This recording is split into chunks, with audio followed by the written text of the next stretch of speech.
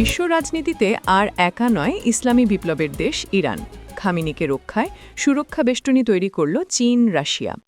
পশ্চিমা আধিপত্যের বিরুদ্ধে সরাসরি চ্যালেঞ্জ ছুড়ে দিয়ে তেহরানকে সাথে নিয়ে মহাজোট করেছে চীন ও রাশিয়া। তেহরান, বেইজিং ও মস্কোর এই সমঝোতা শুধু কূটনৈতিক বার্তা নয়, এটি ক্ষমতার ভারসাম্যের যুদ্ধ ঘোষণার সমান। নিষেধাজ্ঞা, সামরিক চাপ আর ডলার কেন্দ্রিক ব্যবস্থার বিরুদ্ধে নতুন বৈশ্বিক লড়াইয়ের সূচনা করেছে এই জোট।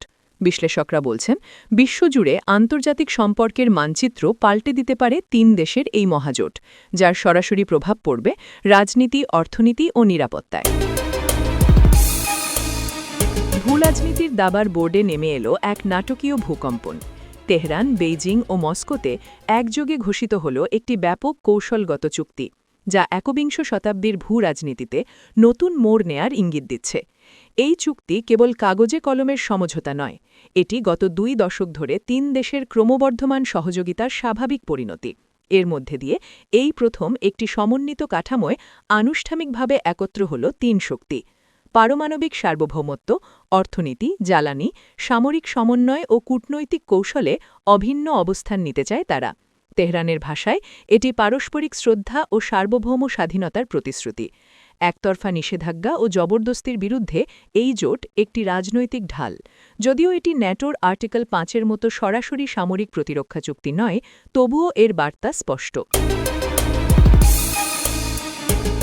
এই ঘোষণায় এমন এক সময় এলো যখন ওয়াশিংটন ও তেহরানের মধ্যে উত্তেজনা চরমে। মার্কিন সামরিক হুমকি ও মধ্যপ্রাচ্যের রণতরিম আইনের পটভূমিতে এই জোট ইরানের জন্য একটি কৌশলগত সুরক্ষা বেষ্টনী।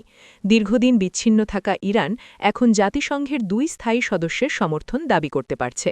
এর প্রভাব ইরাক, সিরিয়া ও পারস্য উপসাগরের নিরাপত্তা সমীকরণ বদলে দেবে। অর্থনৈতিক দিকেও এটি গুরুত্বপূর্ণ। ডলার ও সুইফটে নির্ভরতা কমিয়ে বিকল্প লেনদেনের পথ খুলেছে।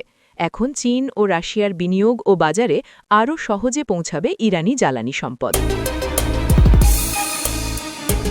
যদিও এটি আনুষ্ঠানিক সামরিক জোট নয়, তবুও যৌথ নৌহরা ও গোয়েন্দা তথ্য বিনিময়ে নতুন মাত্রা পাচ্ছে।